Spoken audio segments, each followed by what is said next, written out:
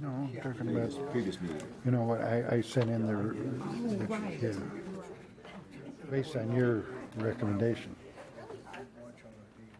You know, you brought it up that in some places curb and gutter may not be. Right, I remember you did bring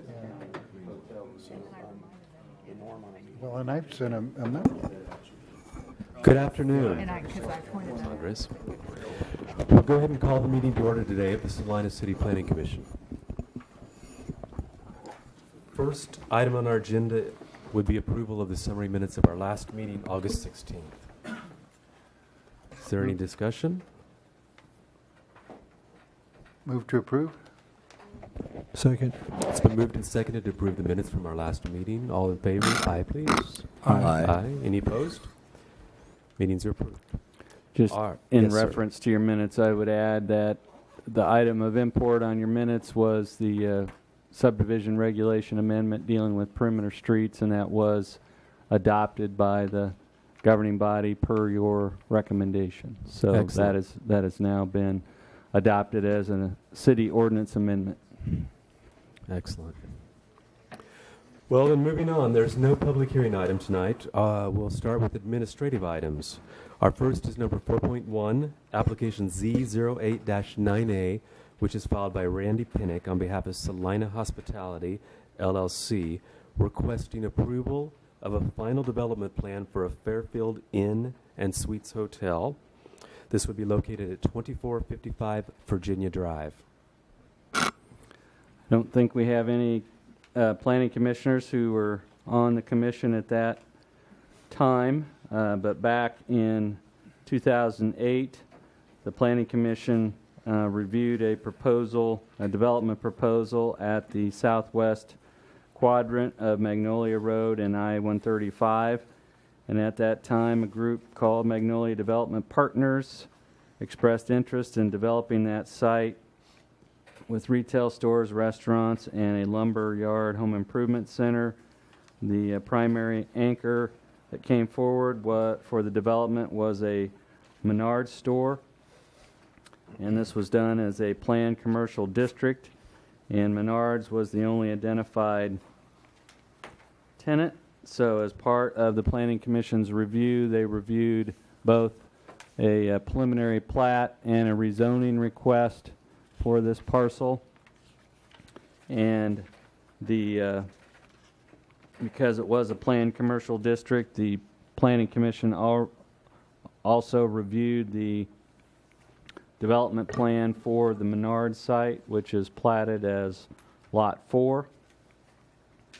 And on November 4th, 2008, you had a public hearing on that request and recommended that this property be annexed into the city, the south 9 acres, that it become a planned commercial district, and that the plat of the property proposing 3 commercial lots be approved. One of those conditions is highlighted on page 3 of your reports, and that is that a final site development plan and final landscape plan for each individual building site in the Magnolia Commons addition shall be approved by the Planning Commission prior to issuance of any building permits for these sites. So this is coming before you for that reason. And in January of 2014, Magnolia Development Partners submitted an application to split off a 2.04 acre tract in the southwest corner of Lot 1, and that 2.04 acre tract is highlighted there in the at that corner, outlined in blue there. And the plan was to set that aside as a future hotel site. After the lot split was approved, Salina Hospitality LLC purchased that property, and in August of this year, Mr. Randy Pinnock submitted plans and an application for final development plan approval on behalf of Salina Hospitality LLC, and they're requesting that the Planning Commission approve their plans.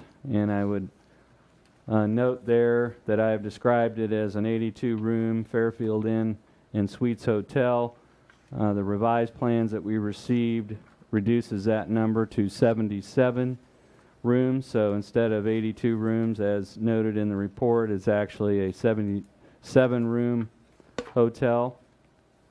The plans call for a 13,600 square foot, 3-story hotel building with parking on 3 sides.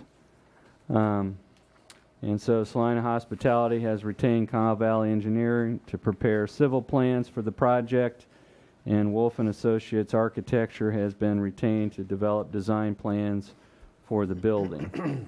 And so most of our focus is going to be on the site plan, the grading and dimension plans, the landscape and utility plans. The architect has also submitted floor plans and exterior elevations depicting the design, color, materials, and exterior appearance of the building. Your role today in reviewing these plans is to determine whether you think the plans as submitted conform with the parking, signage, and landscaping regulations of the city, as well as the development standards of the planned C5 district. So we've kind of outlined and summarized for you the basic requirements of the C5 district. Some of those that we will highlight is that there's a maximum structure height in the C5 district of 50 feet. There is a requirement that all access drives, parking areas, and sidewalks be paved with asphalt or concrete. There is a requirement that front yard landscaping be provided. In terms of the building orientation, as you look at this plan, at the bottom of the screen is east, and that is facing I-135. So the orientation on this drawing is Virginia Drive is at the top of the image, and the to the left is Virginia Court, and to the bottom is vacant property, but it is oriented to face I-135. The building would be 230 feet long north-south and 56 feet wide east-west. The setbacks are 33 feet from Virginia Drive and 100 feet from Virginia Court. As you can see, there's paved parking areas on 3 sides of the building, and we also have a 50-foot landscape strip or buffer along the north side between the parking area and the abutting property to the north. As we reviewed this, the total site coverage would be 56%, meaning that building and paving would cover 56% of the lot, and 44% would be left in some form of green space. The building is designed such that it would have cut stone material around the exterior of the base with a variety of colors and textures of dry-bit stucco above. So the view that you're seeing here at the bottom would be looking towards the east, towards I-135, and again that would be on the opposite side away from Virginia Drive. And so the plans show a steel frame porte-cochere on the front side with a stone support. There is a plan for an indoor pool with an outdoor patio on the back side.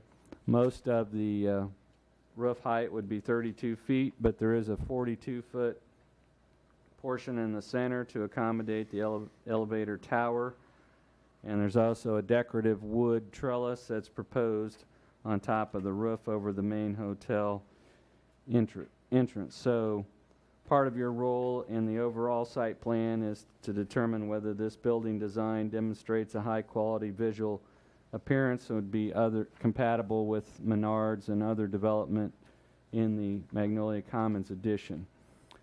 On page 8 we discuss parking, and I've already made the caveat that the revised plan we received reduces the number of guest rooms from 82 to 77, and so the required number of parking spaces is 77 because there are there's no restaurant, there's no conference or convention space as part of this motel, so the only parking that has to be provided is for the guest rooms. Would also point out that there are public sidewalks that will be constructed along Virginia Drive and Virginia Court frontages to this property. The fire department has reviewed the plans and determined they have adequate access to all points of the building, and the fire department requested, and it has been added to the plans, that an additional fire hydrant be installed northwest of the building along Virginia Drive. Dustin, if you could go back to the overall aerial photo. There is a stormwater detention pond that is northeast of Menards at the end of Virginia Court on the north side there. That stormwater detention pond collects the runoff from this entire development. It is sized to accommodate full development of Magnolia Commons, and so that detention pond will accommodate the runoff from this property. We did want to note that this site exceeds 1 acre in size, and therefore a notice of intent permit from the Kansas Department of Health and Environment must be issued before there's any land disturbance on the site. We did look at front yard landscaping, and I believe we have that in the slideshow, Dustin. The landscape provides over and above the minimum amount of green space in the front yard along Virginia Drive and Virginia Court. It's almost double what the minimum requirement would be. There's extensive landscaping around the entire building and site, but our focus in the landscape ordinance is on the front yard, and they are providing the 14 tree units that are required to be located within the front setback area. And so in addition to the front yard trees, there are a total of 182 additional shrubs and 4 additional shade trees that are proposed throughout the site. The other thing that we look at is islands, and this property does provide islands within the parking lot, and they've set aside about 8% of the parking lot area for green space islands within the parking lot, and so that exceeds the 5% minimum requirement on our ordinance. The only thing that we have as a site issue, and this would be familiar to you, for those of you that remember our review of the site development plan for Casey's General Store, but the only thing we identified on the site plan was that the proposed fenced-in trash enclosure at the west end of the south parking area is located within the front yard setback area, and so they would have a couple options to deal with that. One would be to relocate it out of the front setback area, and because they do have 6 parking spaces over and above the minimum requirement, they could actually lose a couple spaces and reorient the trash enclosure, which is right in that location, and relocate that out of the front setback along Virginia Drive. They also have the alternative of submitting an application to the Board of Zoning Appeals for a setback variance. If you recall, in the case of Casey's, they also had their front a trash enclosure fenced in the front yard setback. They did apply for a variance, but ultimately relocated the trash enclosure out of the front yard and did not end up requesting a variance. And we do believe there are alternative locations we could work with the applicant on to find for that trash enclosure area. Generally, in the final site development plans, a sign package is part of that, and it's part of the Planning Commission's review. In this case, the only signs that we're seeing as part of the submittal are wall signs, and those proposed wall signs do fall within the limits allowed by the sign regulations. There's no freestanding pole signs shown on the plans, and we can't tell you whether that's because there's no pole sign proposed or because it hasn't been thought through at this point. But the provisions of the Magnolia Commons addition would allow this site to have one pole sign, not to exceed 150 square feet, and not to exceed 30 feet in height. So absent showing that on the plan, they would still have the ability to request at a later time installation of that pole sign, so we wanted to share that with you. The process is for staff to review the site plan to determine compliance with city ordinances, regulations, and policies. We have done that, and the only thing we found not to be in compliance is the location of the fenced-in trash enclosure. Your job is to review the plan to see if it demonstrates a satisfactory quality of design and compatibility with other uses and structures in the neighborhood. And so we have identified your alternatives as to approve the plan as submitted, approve it subject to certain revisions or conditions, deny the site plan as submitted, citing your reasons for that, or postpone consideration if you think there's a need for additional information. We do believe that the plans submitted conform with the development standards established for Magnolia Commons, and we would recommend approval of this plan. And we've identified 8 conditions on page 11 of your report. And the most important of those we wanted to point out are, the first one is that you cannot approve the location of the fenced-in trash enclosure in the front yard. That could be done through a variance, or they could relocate that out of the front setback. And then the other thing we wanted to point out was we made reference to the design engineers of Cobb Valley to provide a stub off the 12-inch water line on Virginia Drive. What they have done is brought in a fairly lengthy stub coming in off the 12-inch line and put a hydrant right at this corner.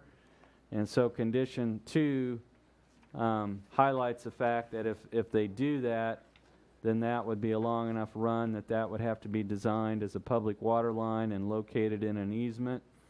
If they just put a short stub off the 12-inch line and locate it in an existing easement, which is right here, then there would not be a need for them to design it to a city standard or to place it in a separate easement. So that will be a design choice for the applicant's engineer.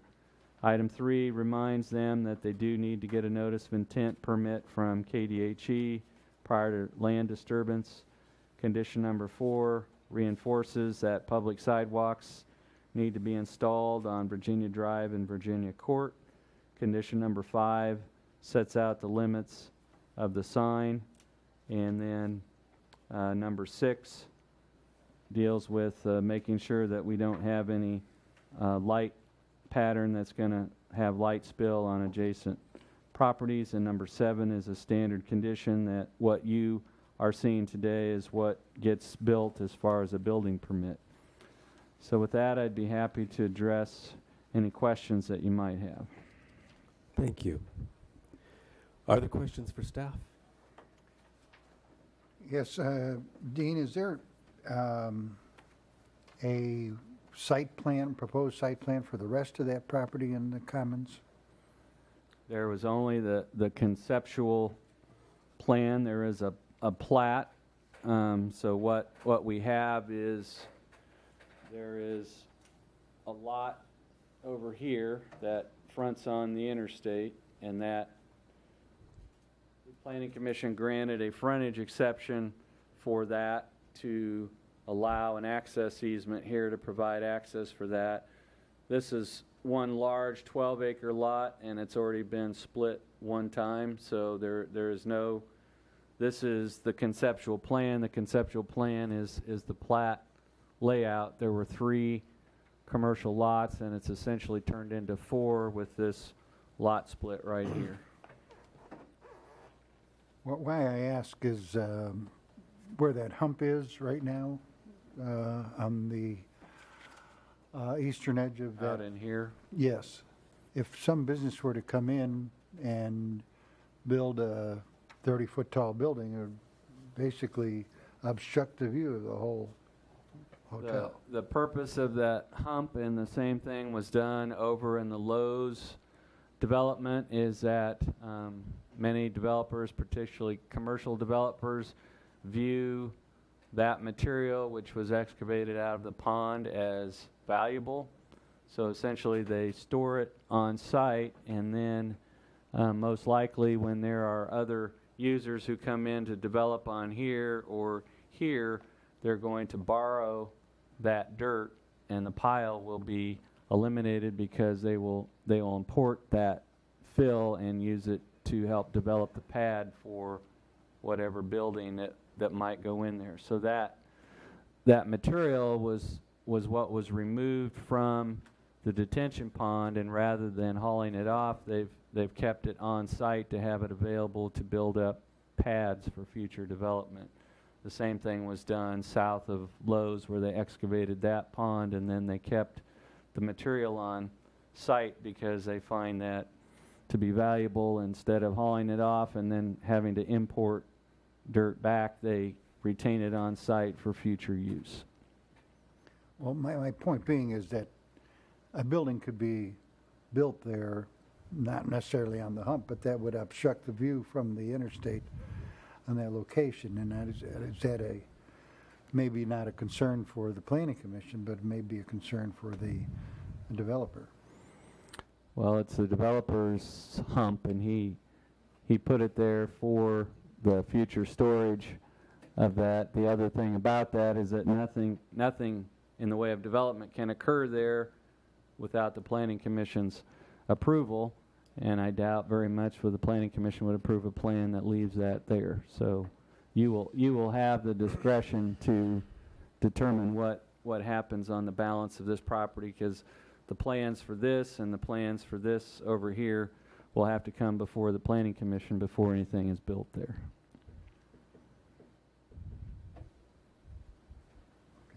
Other questions? Just one about the possibility of a pole sign. A business, not this one particularly, but any business is limited to one pole sign, even if that pole sign is located off-site. That is And I correct. guess I'm looking at whether there ever would be a signage closer to I-35. There could be the possibility for that, but that would also have to be approved that would have to come back before you for approval. So what is allowed today is a pole sign that's on this property, and the Menard sign is on a different property, Right. and it's part of a sign easement that was granted. And so in order for Fairfield Inn to have an off-premise sign, they would have to get approval from Magnolia Development Partners, and that plan would have to come back before you before it could be put up. But what you are authorizing today is a 30-foot tall pole sign located within this 2.04 acre site. Thank you. Other questions? Is the applicant here? Would you like to address this, please? I'm sure we have some questions for you. Just state your name and address, please. Name is Randy Penick, and I'm from Belton, Missouri. Thank you, Mr. Penning. Is there anything you want to say? The only thing I would add is the comments on the trash enclosure can easily be relocated to which would be the northeast corner of the parking lot, and be out of that frontage without having any issues. We thought perhaps over in here. I think we would rather have it down down in here. in there. That way it's a straight access off of Virginia Court and then a straight out to Virginia Drive. Yeah, if we're correct, isn't the only food prep area on the site is right in here? Yeah, but you got the sidewalk access to the parking lot around, and either way you go, there's going to be foot travel to get to there. So the location of it in that other corner is only by convenience, and the convenience for the truck coming in and out for the long term of the parking would be much better suited in that other corner. And the other thing that we were speaking of was there's a 12-inch line that runs down Virginia Drive here. The Director of Utilities and Fire Marshal would be satisfied if there was just a short stub put off and the hydrant was put here in the existing 10-foot easement. This plan from Caw Valley shows a longer run over to here, which is certainly acceptable. It's just that this piece right here would have to be built to a city public line standard, and then this would have to be dedicated as an easement. Right. Again, that could all certainly be done, but if you so chose, you could shorten that run and just put the hydrant there. We would definitely opt for the latter to go ahead and change that. I think that was just a design opinion of where that fire hydrant should be when they conceptualized that. So anything that's in that northwest quadrant for the building would be acceptable for the fire department. So we just wanted to make sure that was known, that was a discretionary design item. So if I understand you correctly, Dina, the fire department thinks that either location is going to meet any emergency, any fire emergency, right? They have identified the need for an additional, there's a hydrant south of this building, but they have identified one to get coverage to all the building, to have it northwest here, and if it was here or here, would be equal in the eyes of the fire department. It was a design decision from the engineer to bring a stub off of there and locate it here, but that is not, I just want to make, that's not because we said it had to be here. They would have a choice to have it here as well as here. And then, Randy, we had a question about, are there any thoughts about a pole sign and where that might be located? Right now, the thoughts of a pole sign on that lot haven't been fully conceptualized to take advantage of it, because you got the building itself would be taller than the pole sign in the location that it's at. We've got a 40-foot tall frontage of that building that has signage on it that faces the highway. That would give more advertising than the 30-foot pole sign. I think what we would be looking at is probably a marquee sign that's somewhere around 12 feet tall on Virginia Drive to just be an added entrance signage. I'm not going to say that we wouldn't consider the option of putting a 30-foot pole sign in, but right now, where that would fit best on the lot without causing any type of detraction from the building, we haven't come up to a good solution yet. So our main point was, absent any other information, if they came in with a plan for a pole sign not exceeding 30 feet in height, we would simply issue a permit for that. If it was something that was dramatically different, that it would come back to you for your review. Any So- other questions? Mr. Pennick, I'm curious, and it really, I think, addresses Commissioner Baffa's, I don't know whether you call it concerns, but questions. Does the motel development, that you're specifically in charge of the motel, not any other part of the lot? Am I getting that right? Okay, you mean Any of the rest of the adjoining land, are you? No, we don't have any. anything to do No, with that? that's the Magnolia development. That's not ours. We purchased this Yeah. divided tract of land, the 2.1 acres from them. Magnolia So Development Partner still owns the balance of the Yeah, land. so I'm not asking you to engage in hearsay, but I'm sort of curious. I am supposing that the height of the overpass also adds to the visibility of the sign in the front. Higher up, they can see it more easily. Yes? You would be correct, but where the location of this lot is with the building and the overpass, the distance away from it really doesn't cause it to be a distraction, Right. because any traffic flowing from the north to the south would not be able to see that building or a pole sign until they're basically past that intersection anyway. Okay. Yeah. So, again, I'm not asking you to indulge in hearsay, but do you have any idea what they conceive as other development in front of that hotel, essentially? I have no idea, because we're Yeah. not part of the Magnolia Court. Okay, thank you. Just curious. Well, but are you concerned, though, that a building might block the view of that building? No, we're not concerned with that at all. Any other questions? I don't have a question, just a comment. I appreciate all the extra green space and the trees. Definitely. I'm one who always looks for, and especially in the summer, in a parking lot, I always look for the trees where I can park. So I appreciate all that. And I appreciate the interest in planting a lot of native plants with some minor exceptions, and the more the native plant species that you plant, better off for the environment. Really, we didn't have anything to do with it. That's all the designer. Good for We him, just think you do everything. Is there anything for you the want to record. comment on? or her. No, we just look forward to having another successful hotel property in the town, in the city. So we're excited to get moving and get construction going and Just- get it open by the end Just of for the next year. benefit of the planning commission, this is the same group that did Holiday Inn Express on Diamond Drive and also the new Holiday Inn out by Lowe's. So this is the same group that did those two projects. Thank you, Mr. Pinnick. It's a beautiful building and a welcome addition to our city. Thanks. No other questions? I don't believe so. Thank you. Any other discussion or questions for staff while we're here? Yeah, I apologize, Mr. Penning. I did have one question. It's just more a matter of information. It talks about an indoor pool with outdoor patio. That indoor pool doesn't extend out into the patio area? Yeah, I thought that was the case. I just wanted to be sure.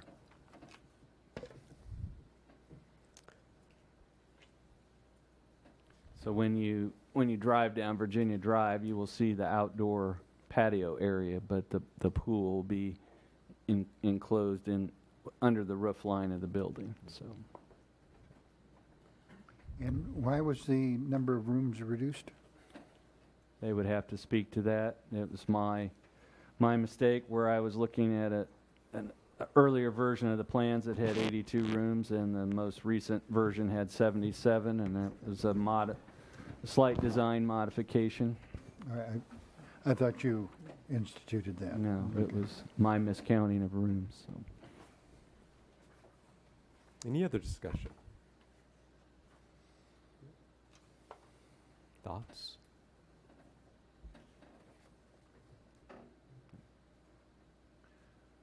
Mr. Chairman, Yes, sir. are you ready for motion? Certainly. I move that we approve application Z08-9A as submitted with the 8 staff recommendations as outlined by Dean and also as written on page 11 of our report. Second. It's been moved and seconded to approve application number Z08-98 with the 8 staff, I'm sorry? A. Sorry. Number Z08-9A, along with the 8 recommendations by staff. Any discussion? No? All those in favor, vote aye, please. Aye. Any opposed? No? Motion passes. Thank you, sir. Just for your benefit, staff uses the A's and B's and C's to keep all these straight as for the separate lots in the As for same school development. principals. So I thought C was classified. There's one item on the agenda, I'll tell you A, B, that. C, whichever it is, we have approved it. Should I nominate you to be vice chairman? Open to that. And that leaves us with our annual business meeting. A year's gone by already, apparently. we've had a year fly by since your last September meeting, and the primary change that has occurred is that Mr. Kennedy's 2 3-year terms have terminated, and he was replaced by Greg Linkowitz, who some of you have had an opportunity to meet. And Welcome. then Andre Smata was reappointed as our youth member. And so we are having as our first item of business the election of chairman and vice chairman. And Mr. Freiberger served as the chairman the past year, and he is eligible for another term. All current members, except for Mr. Linkowitz, are eligible for the position of chairman. You have to serve a full year's term before you're eligible to be an officer. Mr. Kennedy was our vice chairman, and he's no longer on the commission. And so all members except Mr. Linkowitz are eligible for that position as well. So the first order of business would be to consider nominations for the position of chairman for the upcoming year. I would like to nominate Owen Freiberger for chairman. I move the nomination cease. Second. Second. And I move that he's elected by acclamation.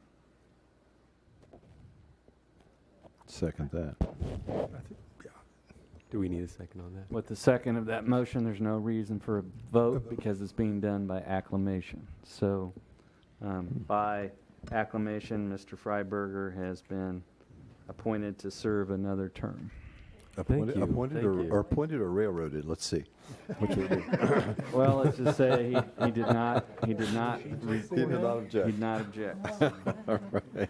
Well, it's been a fabulous year, so I look forward to another year. I appreciate your confidence. I move that Dave Norland be nominated as vice chairman. Second. Move the nomination cease. Second. Move that we elect David Norland as vice chairman by acclamation.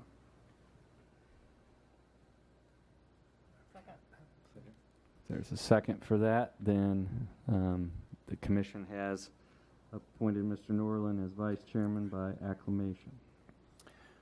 Does that mean that I get to confer with Mr. Andrew on all the vice? I leave that to you. All right. All right.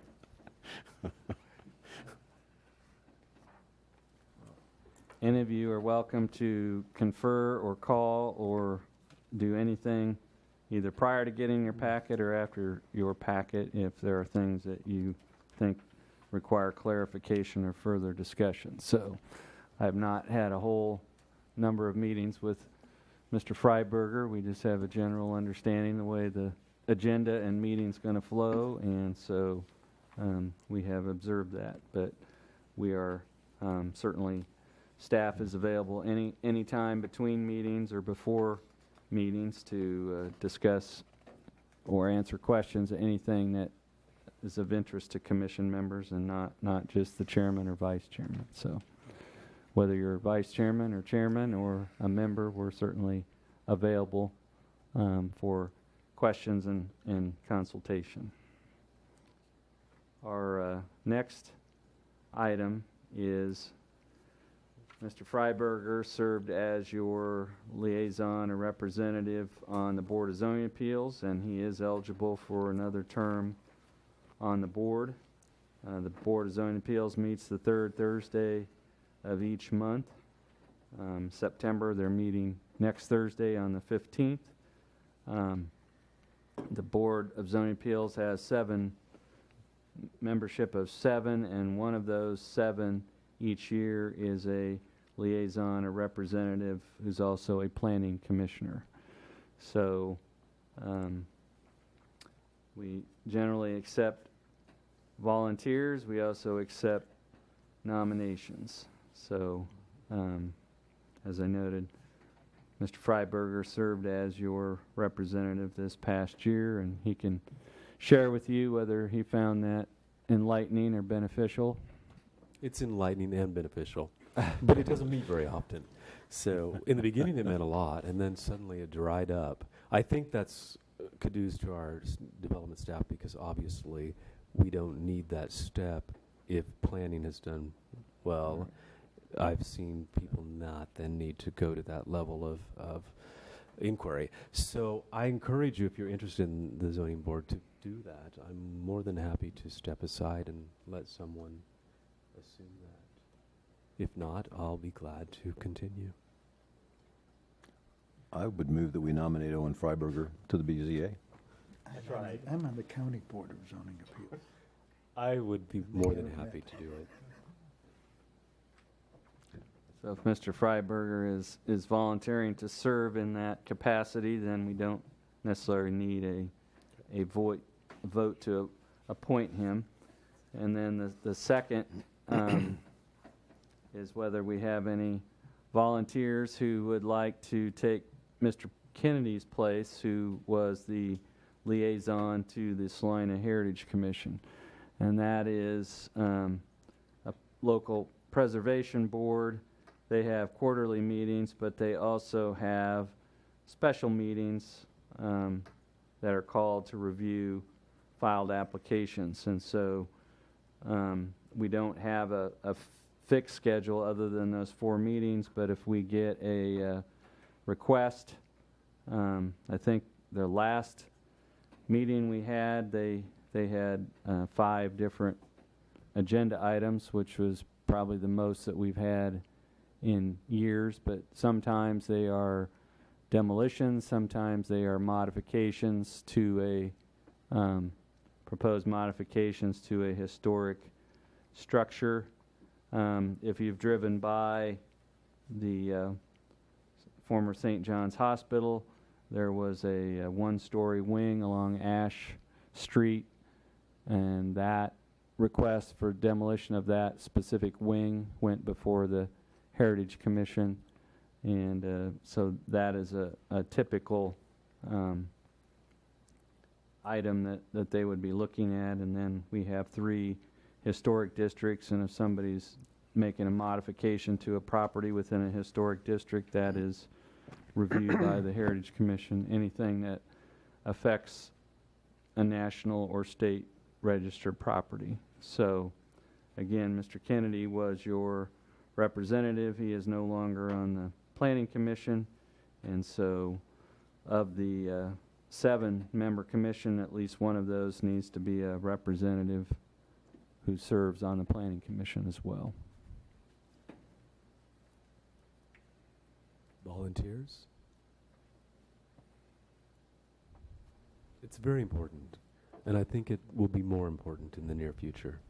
We're seeing many more people want to resettle in that particular area of town, and the questions are just, there's a plethora of questions and a lot of issues. So I encourage someone to step up to this one. Anybody interested? Yeah, that would be my question. I think you would do well. Definitely. Beauty is important. I think that was a volunteer, It was, wasn't I took it as a I understood that as a, Yeah, that was so sotto voce that I almost didn't hear it. But yeah, I nominate Dan Boffa to the Heritage Commission. it was a suggestion and a nomination and a. Thank you. Excellent. So we have a motion and a second to appoint Mr. Baffa. So should we? Baffa. So we should have a. Is there full support among the commission to vote in favor for that? Yes. Aye. it? It appears to be a unanimous vote.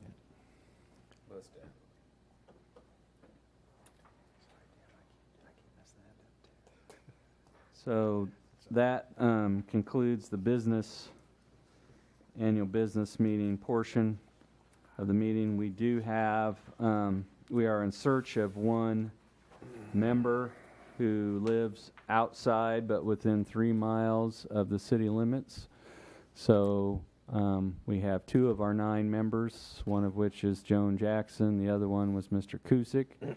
So if you are aware of somebody who lives just outside the city limits and might be interested in serving on the Planning Commission, then encourage them to submit an expression of interest. The reason that we didn't have anybody appointed for Mr. Kusick's spot is that there were no expressions of interest received from anyone who was outside but within 3 miles of the city limits. So if you're aware of someone, please encourage them to submit an expression of interest.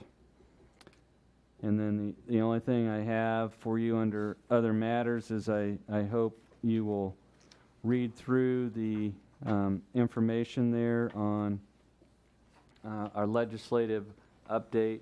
The primary theme that we wanted to communicate there, and it's been a challenge for staff to keep up with all the, I will call them, preemption activities of the Kansas legislature, but they have taken a number of recent actions which can only be described as designed and intended to preempt the ability of local governments to deal with issues that they normally would deal with.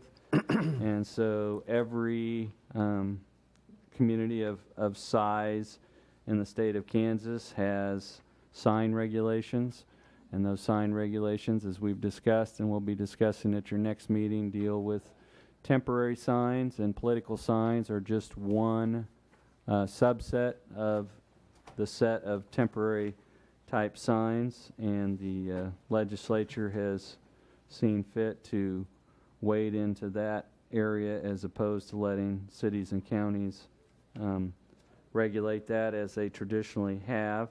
The other area they have waded into is wireless telecommunications siting, and there are a number of preemption measures in there which are going to require us to consider changes to our existing ordinance.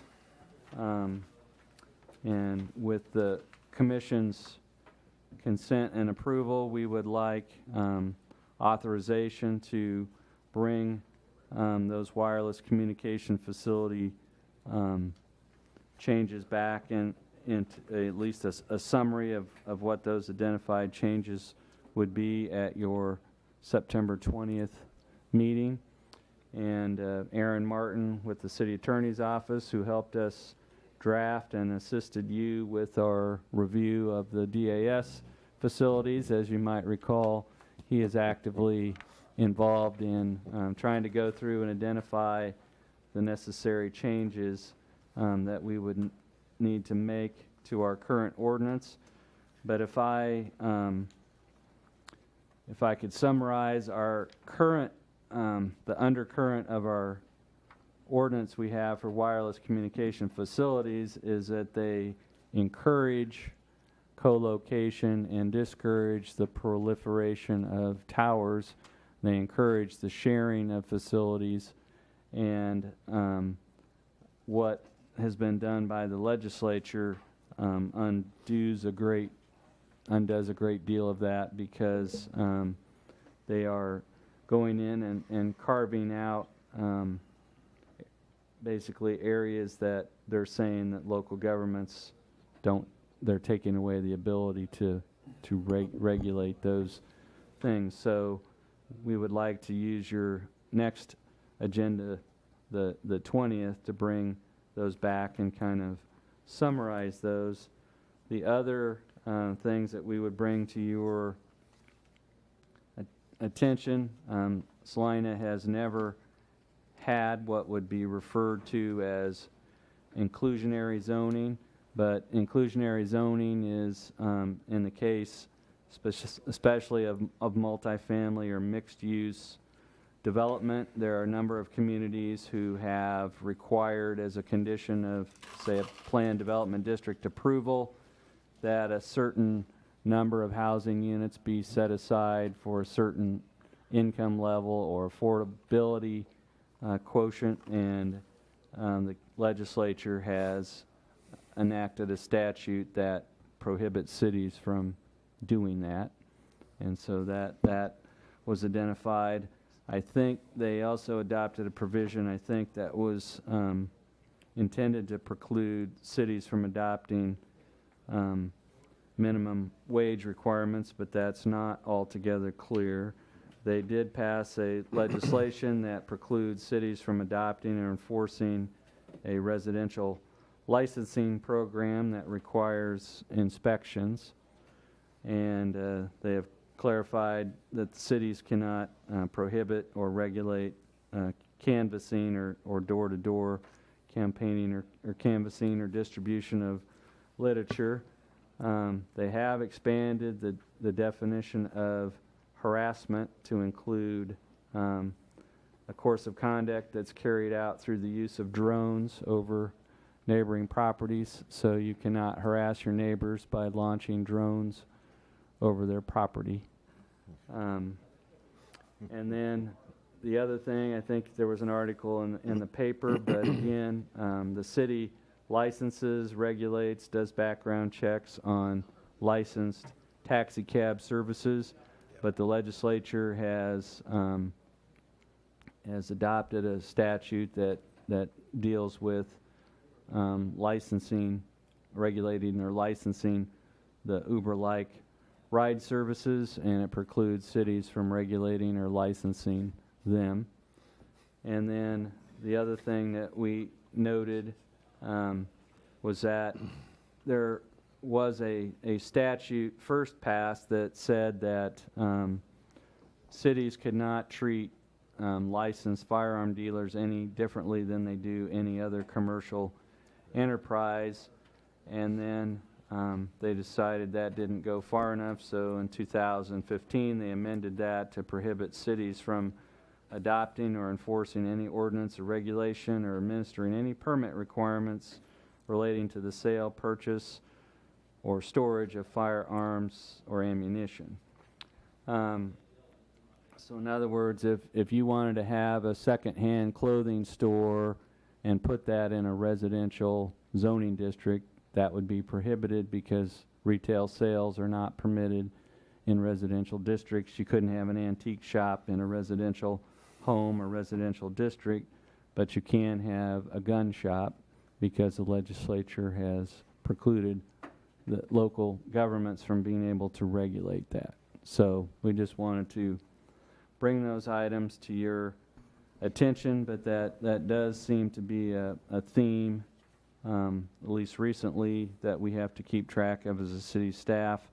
And in some cases, it makes us have to go back and amend our local ordinances because we're exercising authority that the legislature has taken away from us. So, as to the political signs, the city attorney is working on an official opinion as to what that statute means and how it would be administered locally, and he plans to submit that in writing to both the Planning Commission and City Commission. So we'll, sometime during the month of September, we will update you on the city attorney's interpretation of the new political sign statute.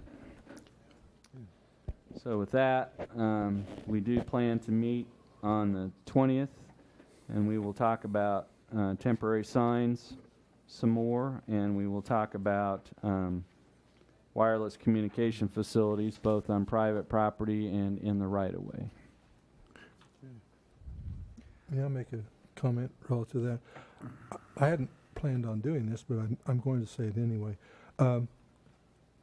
House Bill 2183, which is the sign, political signs, and House Bill 2558, which is the soliciting thing. I think both of those are terrifically self-serving by our legislature. The other ones I may not like, but I really don't see them as being so self-serving. Both of those were passed specifically for the legislature and the members of the legislature because they have to get elected. And so they've gone about saying that, well, we can put our signs wherever we want, and we are going to be able to go and knock on people's doors and leave literature in their screen doors and in their mailboxes unrestrained. And I find that distasteful, and I think Dean showed a great deal of restraint in talking about this, but I think that's distasteful. I'm very excited about the fact that there's some conversation on the political sign one that may make it unconstitutional. And I hope an organization has the wherewithal and the desire to take the legislature to task for that. As far as the soliciting, I'm very curious to see how that will play out for gated communities and communities that have covenants that already specifically make it illegal for any soliciting to go on. And it's interesting, they didn't say anybody can solicit, only people who solicit with political campaigns. And so that's my little rant for the political system. I think they're running loose and wild, and they need to be brought in. Like line. robocalls too. Politicians are exempt. Our observation is that the state of Kansas has had a long tradition of home rule, meaning that communities have a great deal of discretion to regulate their own affairs, and the trend here recently has been to take away some of those home rule authorities. And so we will try to continue to monitor those, but it's been a lot busier to monitor than it has in the recent past. So. Dean, I wanted to ask you about something, and this is, I hope not by way of passing along gossip, but a report from the county commission meeting said that Monty Shadwick would be meeting with the Salina County Planning Commission to discuss home occupations. I'm seeing that language about retail shops that take up establishment in residences. I'm not certain that that's what that means, but this report said that he was going to meet this evening at 5 o'clock, and it's 5 till now, in room 107, the City County Building. Perhaps erroneous information, but we're in room 107, right? Double check. County's not meeting here, correct? The regular meeting time for the Salina County Planning Commission is the first Monday of the month. Yeah. And since that was Labor Day, they moved it to the first Tuesday of the month, which is today. And so they are planning to have a study session on home occupations within the county. Here. Yes. In 5 minutes. Yes. Under the anticipation that Okay. we will complete our business by 5 o'clock. Well, we can accommodate them, I suppose, but we want to hear more about this home occupation business. I have Well, one it only question. deals with home occupations outside the city limits, and their rules are a little bit more liberal than ours because they don't have the residential density that we do. So, I have a question, Dean, on wireless telecommunications. What is the city's stance now on putting antennas on top of the water towers? our stance is that the city does not allow that, and because the director of utilities believes it's a liability and maintenance problem, and it's not altogether clear whether this preempts our ability to continue to do that or not. But it does, the other thing it does is it gets involved in the negotiations between school districts and wireless communication providers and the city of Salina and wireless communications providers in a way that it never did before. So it even interjects itself into lease rates and those types of things. And in the past, it's if they work out an agreement with the school district to have a tower at the Central High Stadium, and what they negotiate for a lease and all that is their business, but the legislature has interjected themselves into that as well. So. And I want to say, as a welcoming comment to Commissioner Linkowitz, welcome, Greg, to our body. But just a word of warning, given the duration of the last meeting on this subject, you might want to pack a lunch. It must have been a year ago because everyone was new. It was, yeah.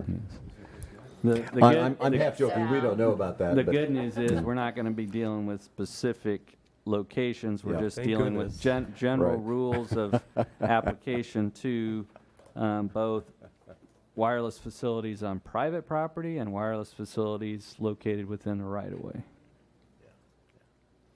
And last year they didn't provide beer afterwards, so we were on our own about that. So, yeah. We did give you pizza for the Kansas Wesleyan case, but That's that true. did not set a precedent. That's right. Anything else? No, our goal was to adjourn by 5 o'clock today, so I believe we have fulfilled that. We have done it. We are adjourned. Thank you, everyone. Thank you, Mr. Chairman. And again,